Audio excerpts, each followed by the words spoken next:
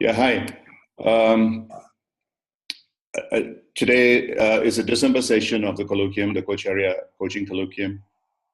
We've been doing it, as you know, from the month of May this year as part of the International Coaching Week, uh, in a sense, our way of contributing to that. And just to let you know, before I go into today's program and what's happened with us at this point in time, is that next year during the International Coaching Week, we are planning to have for 8 days, two speakers a day.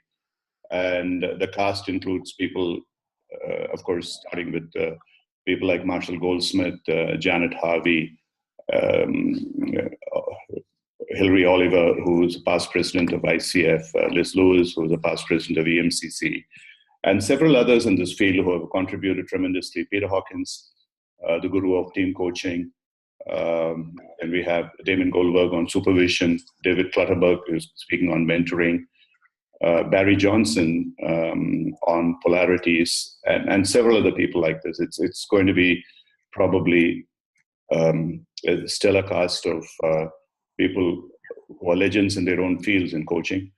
And we will start some putting them out. They are free, as always, starting, I think, from the 7th of May till about the 14th of May, 8 days, and two sessions a week. And all of them will get you CCUs, and those of you who are working towards renewals, just by attending those 7 or 8 days, you will get about 16 CCUs, and rest of the year, you would get your total of 24. That's you require as core competencies for your renewal of credentials.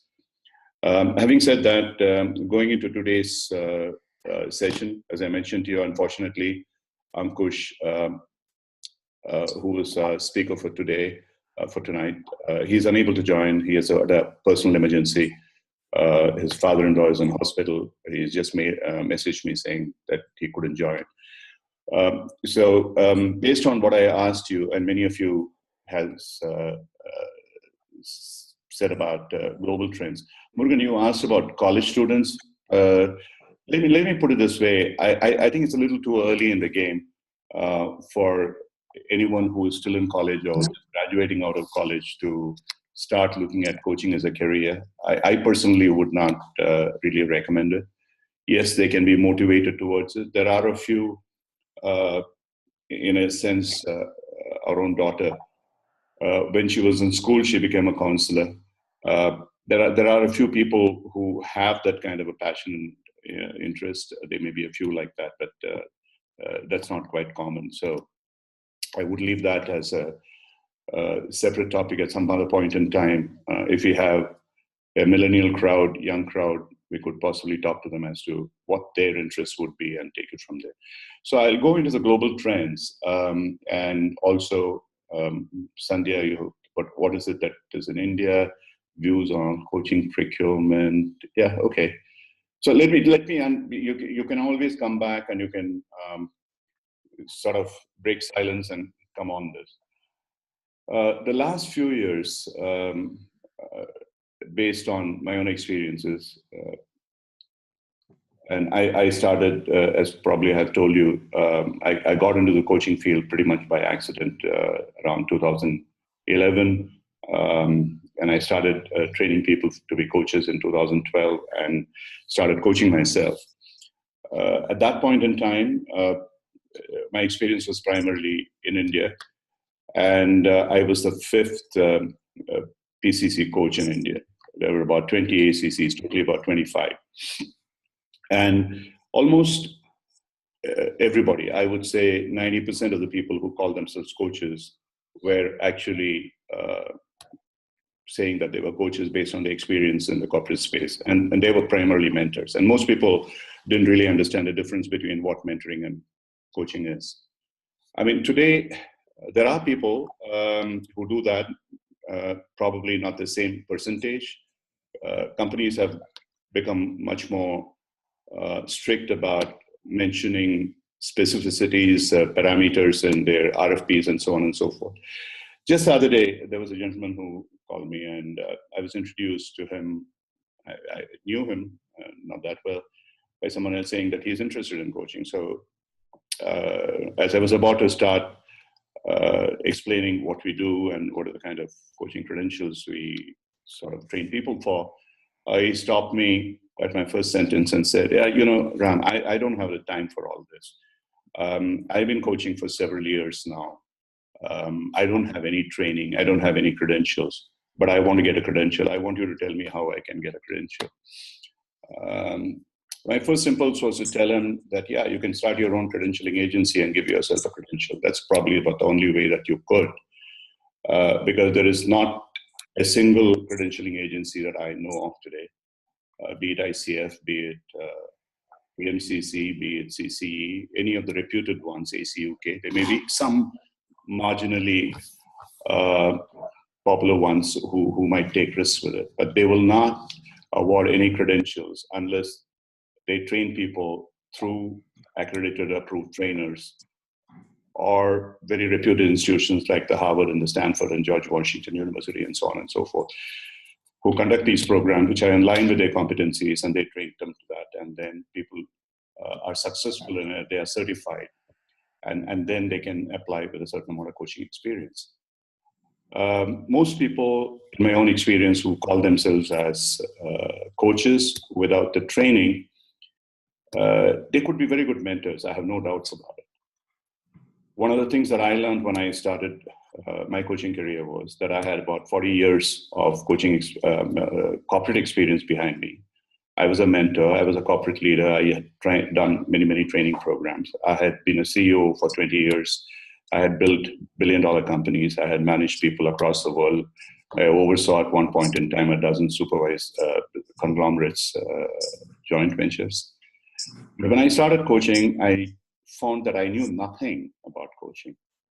All that I was doing was I was an excellent solution giver. And that is no longer acceptable in what we call as coaching. I would really, those of you, I have mentioned this several times, if you really wish to understand more about what the process of coaching is, there are two people I would dearly love you all to read. One is Ed Shine, who's written this book called Humble Inquiry, Asking to Telling, or Telling to Asking, Telling to Asking. And Ed Shine, ED is the first name, Edward, it's Chein. He, along with people like Peter Senge, Otto Scharmer, in MIT, he's one of the greatest thought leaders. He doesn't promote himself as a thought leader. He's absolutely brilliant. And his books in many other areas of organizational interventions and so on are superb. And the other, of course, is the one who wrote the seminal book on coaching, Carl Rogers, on being a person, which talks about client congruence and so on and so forth. So coaching is as far away from solution giving and telling as people engagement is from task orientation. And more in the current generation, especially with millennials, organizations are discovering it's no longer possible for superiors, for bosses, to tell people what to do. People need to be influenced and inspired. These young people want to be told why they are being told to do what they are asked to do. And there's no other way. And so the global trend is pretty much towards that today. And therefore, at the first level, there's a far greater emphasis on some kind of a professional framework through which coaches are trained. And I, in case I have told you this story before, I'd like to pardon me, but 5-6 years ago, when I started my coaching and I was part of this very large, probably the largest coaching agglomerator in the world, and I found that I was one of the very few out of the several hundred coaches who was a PCC coach or certified or credentialed by an agency. The rest of them, they were actually experienced coaches. That's what they call themselves. When I asked the person who runs this agency, he was actually someone who was mentored by Marshall Goldsmith. He told me, every year I send out surveys, and coaching competencies, credentialing comes out pretty low on the totem pole. It's not very important, and therefore we don't really think that's what companies want. And this was, I think, in the year 2013-14. Come 2016, this organization has started training every one of its coaches, over 1,000 coaches, telling them that unless you become PCC credentialed, it's going to be difficult for us to get you jobs. And over and above that, they have actually moved into supervision as well. So there's a huge shift in terms of what coaching used to be, from just being experienced, I have some expertise in a particular field and I can be a coach, to something where the companies are looking for a framework of your ability to create awareness in people. So that's the single most important shift that I see. And that is in India today, through our own system, through the Coacharya, out of about the 500 odd people that we have trained in the last 5 years, and more than 400 have been credentialed, we probably have over 2/3 of the population of credential coaches in India. I can list at least about 25 to 30 who are today heading L&D operations in various companies, very large companies. This makes a difference. So when they have been trained in coaching and they see what coaching has done to them, what value they have added to themselves, and they would like to have the same kind of experience with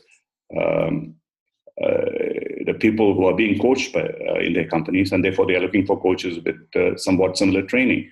And so more and more, this is increasing. And there are several other companies I know today. Some of the largest companies in India have got people who are the CHROs and head of L&Ds are all in one way or another exposed either to coaching or who've been trained as coaches themselves. So it's a very, very significant shift that has happened. Parallelly, there are a couple of other shifts that I see happening. More and more, I find there is an interest in supervision of coaches. And this is today pretty much a norm in Europe, thanks to EMCC, which has been promoting supervision a lot. And in EMCC, one of the preconditions for anyone to be qualified would be whether they are supervised or not. Without the supervision, they would not give them a credential, unlike in the case of ICF. What it does, initially, I really didn't have much of an understanding of what supervision is about. And so I decided to pay a significant amount, and I'm going through supervision. And from next year, I'm planning to incorporate that in our own program so that people can get the parallel wisdom of supervision as well. The supervision is primarily a process in which, rather than mentoring of skills, you talk about your experiences in coaching. And there's a tremendous amount of reflection that happens between you and the supervisor. And this reflective practice by yourself and with the supervisor is enormous value to your gaining mastery in coaching. I would say today, so in our next batch of mastery, which is starting early next year, we are incorporating supervision as an essential element. And we believe, Cindy and I, that it's extremely important for every coach to be supervised.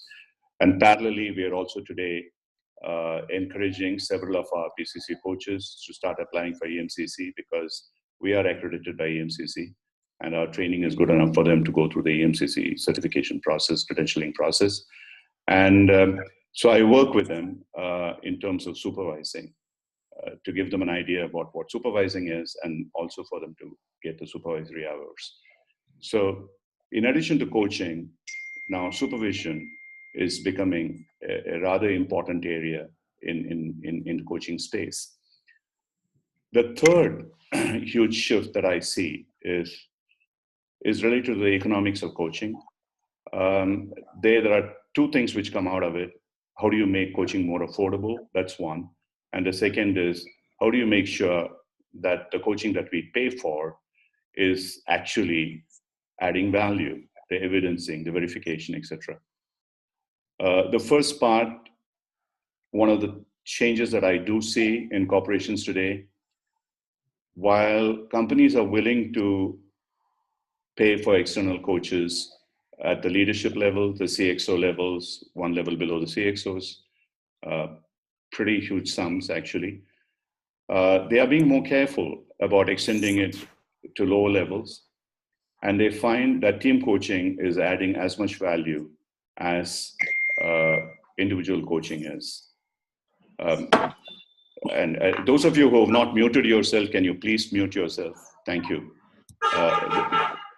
Oh, thank you. Somebody is being very helpful by honking a horn. So if you could just mute yourself, please, those of you who have not muted yourself. We had in November with us last month, we had Preeti DeMello from Tata Consulting Services, and she spoke about the Force Multiplier program that's running in her company, systemic coaching, which is based on blended team and individual coaching. It's enormously powerful. And you are able to reach out to multiple number of people rather than one person. And it also makes sure that each one is supported by the others in the team. You can work with team building exercises and stuff like that. So it can be a very integrated approach of coaching and training and facilitation in team building. This is something that is becoming more and more common. And we are now working on some variations of this, working with companies, helping their mentor managers, as it were, to become coach leaders, taking them through these kind of programs, which are specifically oriented towards training them to credentials. And at the end of it, we would authorize them to act as trainers on our behalf and train people within the company, just paying us a royalty. So it becomes much more affordable for companies to continue to build a sustained culture within their company. So the three major trends that I have so far talked about, one is the credentialing part of it, which must be music to most of your ears who are themselves on the credentialing path as a huge differentiating unique value proposition. The second is in terms of supervision, which I would strongly encourage many of you to attend. In fact, we have sent out mailers to many of you. Every month today, similar to this colloquium, which happens on the third Wednesday, I conduct a supervision webinar on the second Wednesdays of the month. This is the third Wednesday of the month. And we cover both team coaching and supervision. Basically, just to familiarize all of you with these concepts. And the other one that I mentioned is people are looking for more and more for evidencing. And the evidencing is not merely just following the CC2 kind of competencies in coaching, asking them what is the outcome now and so on, but much more detailed in terms of, in a systemic perspective, what does the organization want? Is it in line with what the client wants? And if they are different, how do you resolve that? And if they are the same, how do you evidence that? And what Marshall Goldsmith calls the stakeholder-centered coaching. More frequent interactions with the stakeholders. Is there a difference that is happening? Using assessment techniques. And of course, there are people who talk about ROI in coaching in a very financial modeling perspective. Yeah, much as I would like to use them, my own experience of working at them is they are still extremely speculative, because many of the assumptions which go into those kind of models are very iffy. And I would still go with specific pain points that the organization has put down and what would be considered as measures of success and moving towards it. So these are 3 or 4 trends that I see happening around. It's not only globally, as always, being led by North America in this particular case, because coaching has been far more advanced. In some ways in Europe, where the EMCC contribution have been enormous, especially in areas such as supervision and team coaching. Some of the greatest exponents of supervision and team coaching, like Peter Hawkins and David Clutterbuck and people like that, they're all from Europe.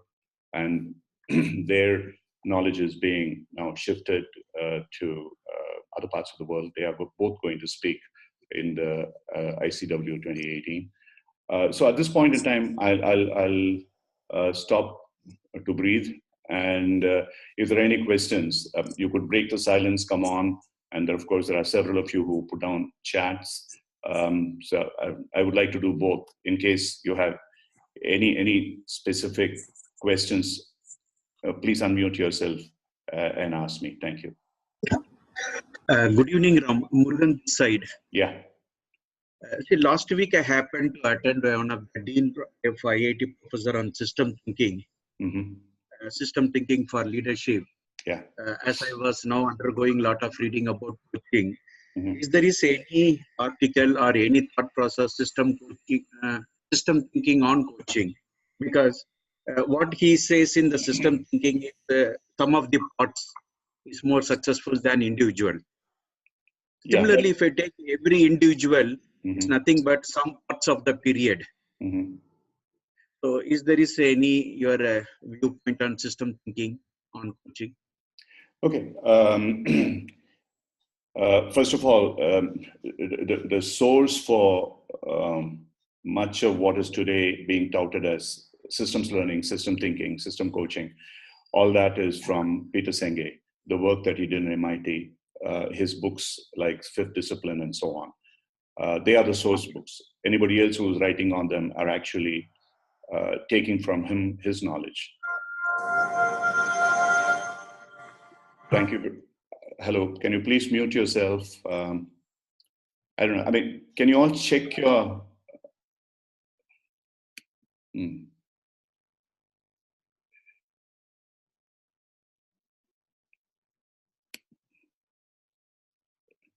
I'm sorry. Yeah. This is what happens when one person not muting sort of disturb everybody else. Okay, coming back to your question, Murugan, in terms of at the simplest level, systems thinking is about, as you said, it's a sum of the parts. It's not just about the individuals. It's about other people who are working together with that individual, and also the larger organizational system in which they are working. Now, before going deeper into fifth discipline, which itself is a huge, it's a huge field. One of the things that I started experiencing when I started coaching was that however good I was in terms of transforming a particular client during my coaching, when they went back to work, a couple of things happened. One, unless they were extraordinarily confident and good, they tended to regress back into some of those kind of experiences, that behavior patterns that they had before. The other was that if they were really very good, and they found that they could not continue in the environment in the way that they have been transformed today. They quit. Either which way, it didn't benefit the organization and it didn't benefit the individual. The whole purpose for which the organization was spending money on these people to be coached was it was completely wasteful. This happened to me when I was coaching a bunch of 10 people in a very, very large multinational, one I had very deep experience with. And as it so happened, while I was coaching them, they were also given a project which was pretty much in an area that I was a specialist in my days before coaching. And I had a discussion with the sponsor, and we clearly agreed that I was not going to be a mentor. However, I would generally follow up with them as to what progress they were making in this project, parallel to the kind of coaching that I was doing. And we found that in about 3 or 4 sessions out of the 12 sessions that I had, and when I had a meeting with him, there was very little visible progress. And everything that I heard from these 10 people were excuses to why things were not happening. So the sponsor was pretty despondent, and he said, what can we do about this? And I don't want you to become a mentor. I know that you know the subject very well, and probably you could work with them as a mentor, but that's not what I really want to do. What would you like to do? So I said, I also don't want to do that. So what the thought that occurred to me was, and I wasn't quite sure why, honestly, and at that time, I really hadn't read Peter Senge to that extent. I told them that, look, if you give me an opportunity to sort of interact with these people, the whole coaching with those 10 people over 12 sessions was all on Zoom on the internet. I said, if you would like to call them over to your headquarters, which was in Mumbai, and pay for me to come over there and spend a couple of days with them, and I could have a team session with these people for 2 hours or 3 hours a day for 2 days, and let's see what happens. I really don't know. I can't promise you anything, but I would like to try that. When I did that, what really came up was, as they discussed as a team, was very, very different what they were feeding to me individually. The team dynamics was very different. I could make out some getting along with each other, some were not getting along with each other. So it gave me a much, much better feel for how they were interacting as a team, who was getting along, who was not. I'll go back to in a minute, was a psychological safety in that team. There wasn't. But in the 2 days, despite the fact I had just 2 days, about 6 hours, there was some amount of awareness that was being created within them that they need to do certain things better. And they agreed that this is what we would do. And surprise, surprise, in the next 3 sessions, what they hadn't done for perhaps a couple of years, and the organization was struggling with it. And suddenly they were making kind of breakthroughs, and the sponsor turned around and told me, look, it is miraculous what happened. So I worked on this and developed a process which was based on appreciative inquiry called the SPEED process. And I started using it with a couple of organizations, and I have done it with about a dozen organizations now, and I'm working with a few organizations today, ongoing. And it works on the basis of working with people in team, taking them through a co-creative process, building a team first emotionally, that's the first step, building a co-created vision, and moving from there into a kind of an action plan. The whole thing can be done between a day and 2, depending on the numbers. And then I would work with them as a coach, both as a group every month over 9 to 12 months, and also where needed individually. It's been path-breaking. I don't want to really take any credit for it. There are other people, I'm sure, who are doing it. In fact, in TCA, some of the work that they're doing is somewhat similar to this. And a couple of things that came up, and I started doing this work. I started doing research. And those of you who have done, let's say for a moment, systemic coaching is equal to team coaching. There might be slight small differences. I'll come to that later. The 2 biggest pieces of work that have been done on this, one is by a guy called Peter Lencioni, who's written this book called The Dysfunctions of a Team, The 5 Dysfunctions of a Team. Very famous. If you want to read more about it, go Google and you will find out the 5 dysfunctions. And for the last 3 years, there has been this major project called Project Aristotle by Google. And they spent literally hundreds of $millions in studying teams all across Google, and I'm told some outside as well. And they came up, in a way, surprise, surprise, as it were. But the point is, they came up, Peter Lencioni's 5 dysfunctions are about the negatives of what is happening, why teams are not functioning well. And the Google's idea was to try and find out what makes teams work better. They were pretty much mirror images. The most important that they found in team coaching, group coaching, whatever you want to call it, I really don't understand the difference that people make out of group and team. A group becomes a team and it's emotionally bonded. That's the only way that I would understand that. And the team has a very, very clear vision, whereas a group may sometimes have, may not have. Psychological safety is the most important factor. People have to be able to open up, communicate with one another without having the fear of being rebuked, put down, opposed, insulted, etc., etc. And you would find in many, many teams, this doesn't happen. There is somebody there who would be skeptical, who would make themselves offensive, all kinds of stuff. And that doesn't work. That's why teams do not form, period. So Google started instituting this procedure, and to this as a how to, so the what part of it is a psychological safety. I would say how to is a very deep anchoring in appreciative inquiry principles. That one of the things, ground rules that I have when I work with teams is you are not allowed to say anything negative about what the other person has said. And if you do, you're out of the room. It's almost as simple as that. And I have had a few cases where I have basically told them, if you're not willing to abide by it, just stay out of it, because you are not being a part of the team. Being a part of the team is not about insulting somebody. And if you want to add value to it, there are very, very good ways of feedback that you can give in a developmental way. So I explained to them what the feedback is. The second, arising in a sense out of the psychological safety, the Google study put down, is a factor called dependability. Can I depend on another person to get the work done, to support me, to help me, to nurture me, etc.? In a larger way, I would call this as people engagement. A person, a boss or a colleague coming across and asking you, hey, what is it that I can do to help you? Is there something that I can do to make your life easier, better, more productive? And you in turn ask that person. So that is the second aspect of team, which is dependability. The three others are related to, in a sense, about the vision that the company has, the objectives and so on, whether they are clear. The fourth one is whether they are structured. And the fifth one, which becomes extremely important for many companies today, is the impact. Is there a larger meta objective than my own personal self-interest? Are we moving from the me to the we? In some area, they call it the thematic objectives, which are happening.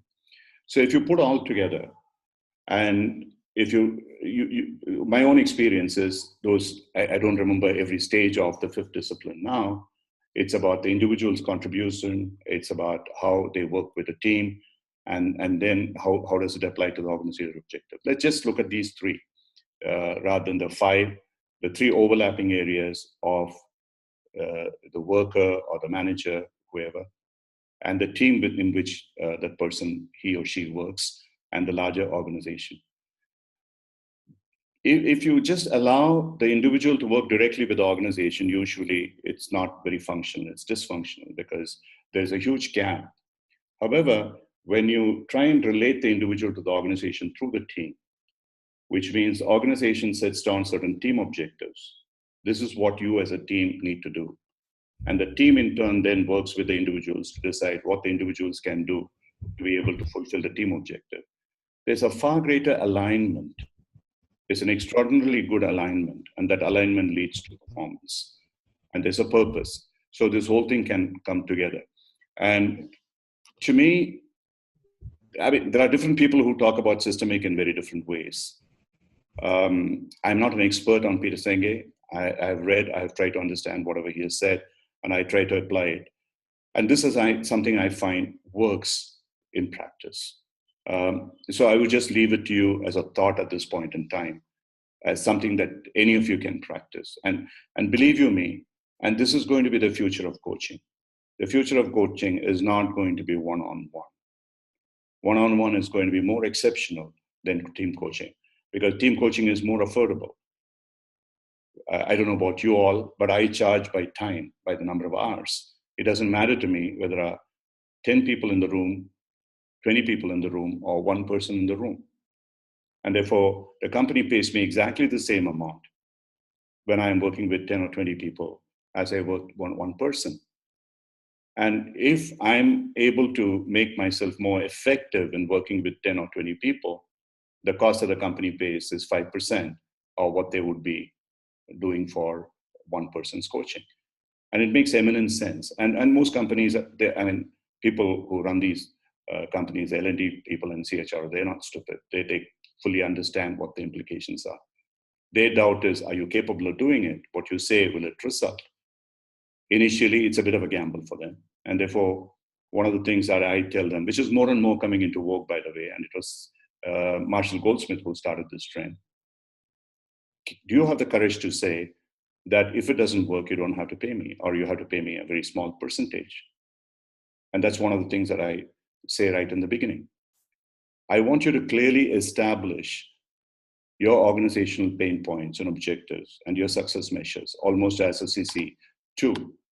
And having done that, if I do not achieve it, and these milestones are not achieved, then my fees would correspondingly reduce or increase. It's like a bonus and penalty clause that you would have in any company. I don't see any reason why we as coaches cannot do it. People will turn around and tell me, oh, ICF says the coach is not responsible for the outcome. That's in a very, very narrow sense. You believe in the potential of the client, and the client is able to do it. But at the same time, we have no business to be where we are if we are not able to produce the results that we promise. Otherwise, we don't need to be coaches. So these are clearly changes that are going to drive us. And one other area, believe you me, that's happening, which I was very surprised this time. I was discussing with another fairly large, reputed coaching agglomerator. And she herself is a PCC coach. And she was keen, I mean, not keen, but she said she might at some time be interested in working with us to become an MCC. And one of the things that she told me, Ram, your background, that you're a CEO, you've done all this, is tremendously valuable, because more and more companies are looking around to see if the coach is someone who has walked the path. And this is happening. So it's a reverse that is happening today. It's not enough to be a mentor. It is not enough to be a coach. Can you be a coach and a mentor?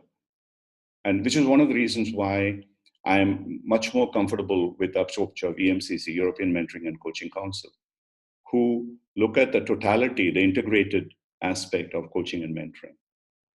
And people, simple thing, very often people ask me, when you want to recommend us for coaching, why do you ask me what domain am I from? How does it make a difference? It doesn't make a difference to me, but to the organization it does.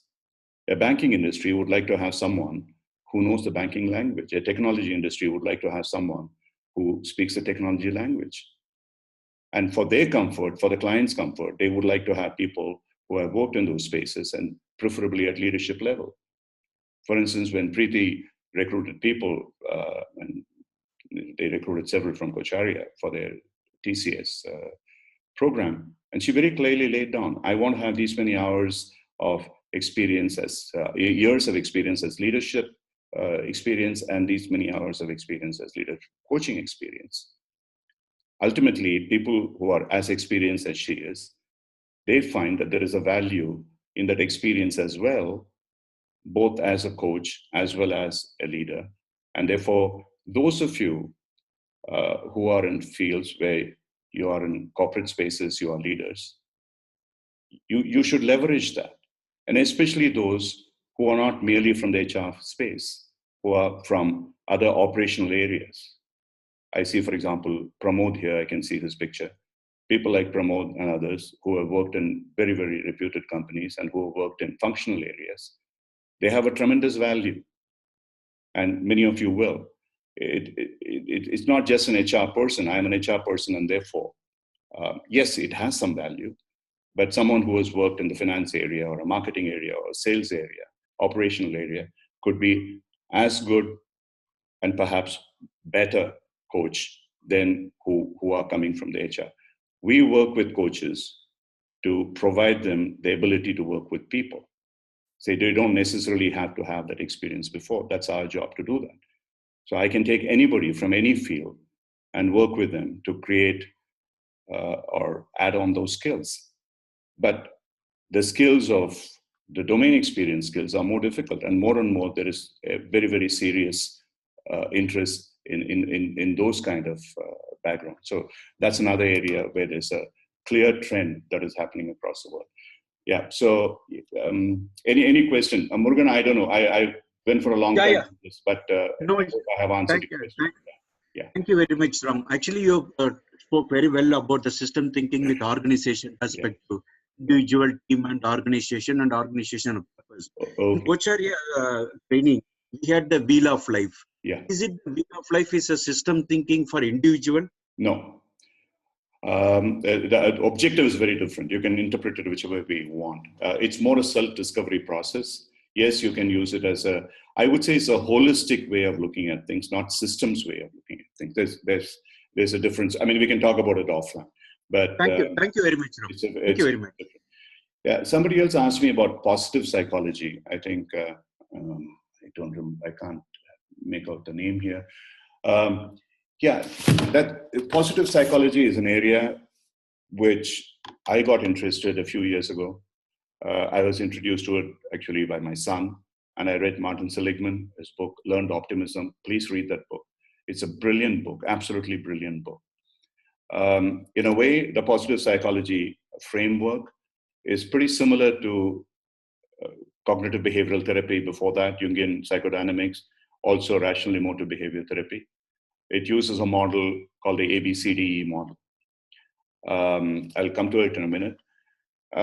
Martin Seligman's finding was this. Martin Seligman said that when people do not feel that they are part of a system in order to be influence any changes, they get depressed, demotivated, ultimately become helpless. And he, of course, did experiments with rats and others to prove this point. So essentially, you are an employee in an organization and you feel that you have no role to play in terms of influencing anything in that organization. And over a period of time, you feel a victim, you become a martyr, and sometimes you become a saboteur. So you are working against the interests of the company. So you become disengaged. And that is what is happening in many companies today. When they measure the percentage of people engagement, they find at least about 30 to 40% of people are actively disengaged. Positive psychology provides you the alternatives to be able to engage people at one level. One of the simplest things that Martin Seligman suggested many companies are doing today, whether you would find many companies are sending out surveys. It doesn't mean that they are going to implement every single suggestion that you make. But the fact is that every person who puts in a suggestion feels in some way empowered. The person feels, hey, I have now an opportunity to be able to say something which somebody is at least going to look at. Whether it's going to happen or not, I do not know. That itself motivates them. And that is really the most important part of those of you who are all L&D managers and in HR space. When some of you question what is the meaning of these employee surveys and happening, if you genuinely do the employee surveys, ask for people to bring their opinions in, even if it's a suggestion box or whatever the system is. It's like the Hawthorne effect that GE with Frederick Taylor started many, many decades ago. It's something very similar. People feel that they are able to do something, that they are able to make a change. So that's one aspect of it. The second aspect of it is the ABCDE model that Martin Seligman talks about and takes you through exercises. His book is very, very good. You can start your own understanding and applying it to your own use. A is about an activating trigger, that something happens and suddenly it triggers off a chain of thoughts in you based on some conditioned beliefs that you have. And then there are certain consequences, emotional consequences. You feel frustrated, irritated, etc. Now, take a simple example that I walk into a supermarket, let's say in the United States when I'm there, and as I walk to the checkout counter and I bought something and I find that the girl there, she's not smiling at me, she's, what I may say, passive aggressive, whatever it is. And that's an activating trigger. And my belief is that I'm here an Asian and that person is a Caucasian. And she is responding to me as a minority, as a foreigner. And there is some racist element which is behind it. And therefore, the consequences of that is I feel inferior if I'm that kind of a person, or I feel depressed or whatever it is. So, and this is a very, very simple example. And every one of you would be able to relate to something similar that's happened to you, whether you're a minority or a majority or whatever happened, that somebody behaves in a particular way and you take it personally and you interpret it as something which is demeaning to you as a result of a conditioned belief that you have within yourself. And that creates a consequence which can be really be bad. And this over a period of time creates a neural network in you, and it creates, in a sense, a negative habit of putting yourself down. So positive psychology is all about, at that point in time, questioning as to, does this belief have any validity? That the fact that I believe that this person was actually trying to insult me, demean me, or put me down, could it be something else? And going deeper into and it requires some help sometimes, going deeper into it and understanding that whatever was happening with that person could have been completely isolated from who you are. It got nothing to do with you. The issue is nothing to do with who you are as a person. And that leads to what is called E, the energization part of it.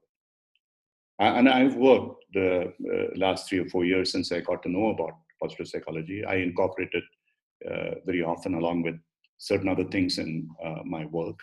And I found it extremely useful. And we can have, if you're interested, I can speak about positive psychology. I can get someone who's an expert in positive psychology to work with you through the session. 2 other areas, now that somebody had asked me this question, I would like to just mention them, not go too much into detail. There is an area of now being applied to coaching called constellations. Whittington has written this book called Constellations in Systemic Thinking. It's a little different, it requires some help, but it's a kind of, you can create a visual imagery physically on a tabletop, putting figurines and stuff to represent the situation that you are in. For example, you're in a work situation, you have a boss and you have a team, and there's somebody else representing HR, someone else who's your line manager, and something else, and so on. So you would actually take out either stuff like maybe dolls, or you could put mugs or whatever it is, and put them on the table to represent all of them. And so there are 3 factors which are very important there. One is called the place. So you place them in relation to what your relationship to that person is. If you feel comfortable being close to that person, you would put that other figure, you being the central figure there, and you put the other figure next to you. But you feel that you are not, and then there is a problem, you will put it farther away. And similarly, you will rearrange everything in that way. The second one is called time. So is it something that has happened over time? So if you were to look at it as what is the situation today, what was it 1 year ago, and what is likely to be in future, would those situations change? So there's a certain dynamic that is happening. And the third one is called exchange. In your relationship with your boss or your subordinate, you are giving something and you are receiving something back.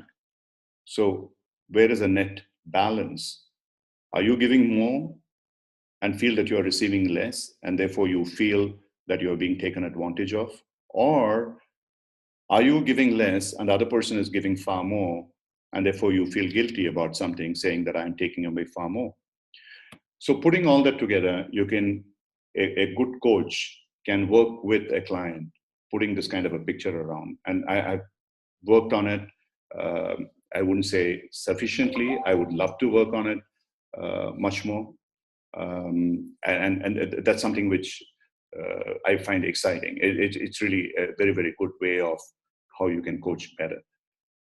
Another one is, many of you may be familiar, is polarities, Barry Johnson. It's about the horns of a dilemma, as it were. I'm trying to look at another job. I'm in this job and I'm at another job. Which is going to be better? How am I going to decide? And typically, you look at the pros and cons and so on, but Barry Johnson offers you a process, a paradigm, which is far more powerful. The simplest way of describing that is, if you could put the plus points of both these elements and try and see what is the possibility of combining these two, and then arriving at a reconciliation, an alignment, which will give you the positive values of both these. And so that makes a huge a creation of huge awareness within you in terms of using polarities. So these are some of the techniques that you can bring to play in your coaching practice, and which are becoming now more and more prevalent, actually. I find more and more people are using polarities. There are more people who are using constellation. There are more people who are using systemic coaching, all this kind of stuff. So any other questions? Anybody else has any question at this time? Yeah, Ram, I have one. I'm Vivek. Yeah. If a coach has a self-limiting block about certain aspect of his life, could he still coach a client with similar blocks, or would you say he should pass that client? Interesting question. It would be difficult. Let me put it that way. It requires an extraordinarily aware coach who is insecure to work with somebody else on insecurity. I'm not saying it cannot be done. It may be possible, but it may not be optimal. So the simplest way is, actually, I mean, you raise a very, very important point. A coaching training should, in fact, help the coach to be able to get rid of their baggage. And that is one of the things that we are really trying to do, especially it's not always possible that within the 60 hours of ACC and 125 hours of PCC. But when we work with people in mastery, we work with them using a Socratic method, what I would call a Gurukul method that we followed in ancient India.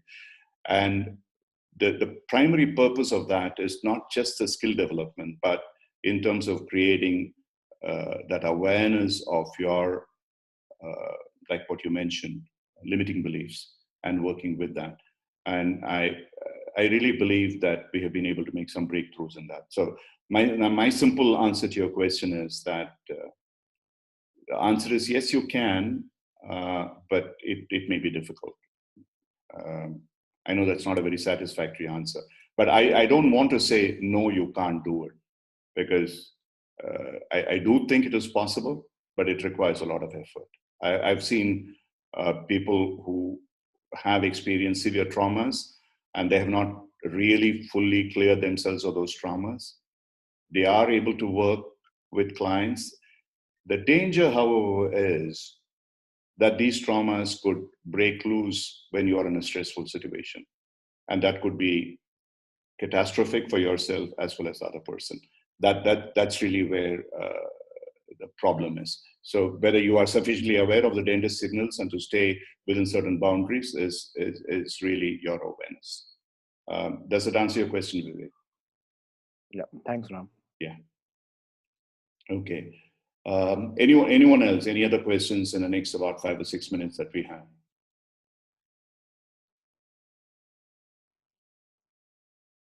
Somebody asked a question on strength finding. Yeah. Ram Gopal here. Can I speak, please? Yeah, please.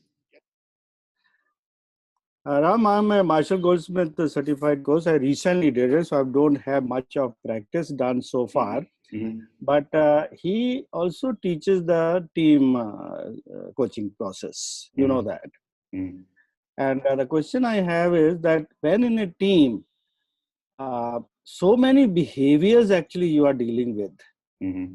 You know, each one of them will have a different behavior which they like to attend to or should be attended to, and that's coming in the way for the team to go ahead also. Mm-hmm. So ultimately, I heard you saying that, you know, it has to be blended between the individual and the team. Mm-hmm. But what is the kind of process one should have when, you know, two divergent views or two divergent kind of behaviors are really working at each other and not letting the proceedings go further? What is the kind of process would you suggest? Okay. Yeah, I have a process. I use that. It's see, first of all, I don't know whether did you go through a program conducted by Marshall or by one of the people who claimed to be. Yeah, one of the people. Marshall was there to give me the certificate. Yeah. Okay. Because there's a huge difference in terms of Marshall's own views. When I talked to Marshall about the stakeholder center program, he said, I mean, his answer was strange. He said, I have nothing to do with it. So the stakeholder center concept was created by him along with the guy who founded it, and the way it is being done today, perhaps it's not exactly the same. So anyway, that's a separate point. But coming to what you're saying, that is why team coaching cannot be as clearly based on a framework that individual coaching can be, using the 11 competencies of ICF or 8 competencies of EMCC. Team coaching is much more of an art. There's a far greater responsibility for the coach to be much more emotionally intelligent, emotionally aware, and even energy intelligent and energy aware, to be able to pick up the signals before they actually become dysfunctional in a team, or at a point in time, call for a break and then work with the individuals separately. So the first part of any teamwork that I do is to allow the team to open up completely using the areas of strength where they have performed extremely well.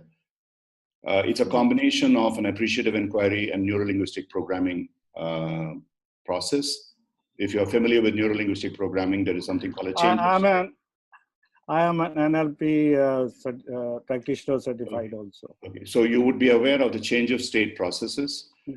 And especially, there's a book that Richard Bandler had written recently. I don't remember the name. It's an amazing book on change of states. So if you work on some of those, you can create a high within a team where they have the desire to work together.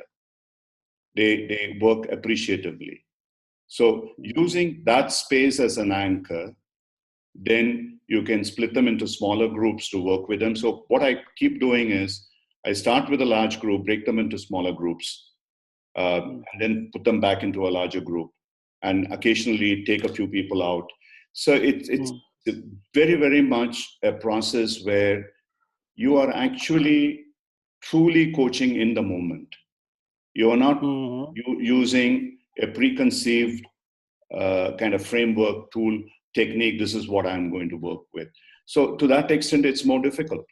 But the fact is that one can learn and one can become more and more experienced, especially if one has had a few bad experiences, you know how not to let that happen.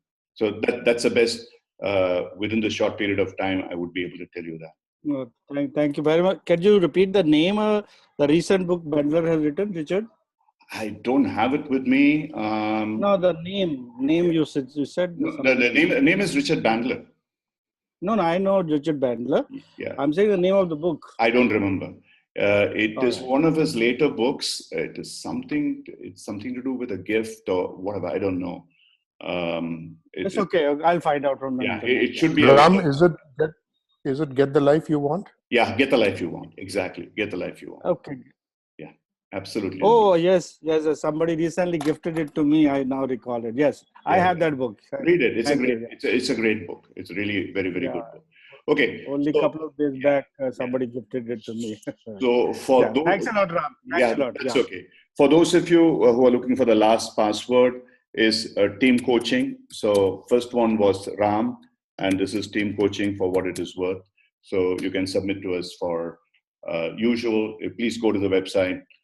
In the website, there is this place where you can. Please do not send me a mail because even if I wish to, I cannot do anything about it. The whole thing is automated now. So if you want the CCU, you will get the CCU sent to you by the system. We are pretty much on top of the hour. And first of all, I apologize that today Ankush wasn't able to be here, but he can't help it. He had a personal emergency. And I hope there was some value in our interacting the way that we did, and you got something out of it. Thanks a lot. Thank you very much indeed. Bye.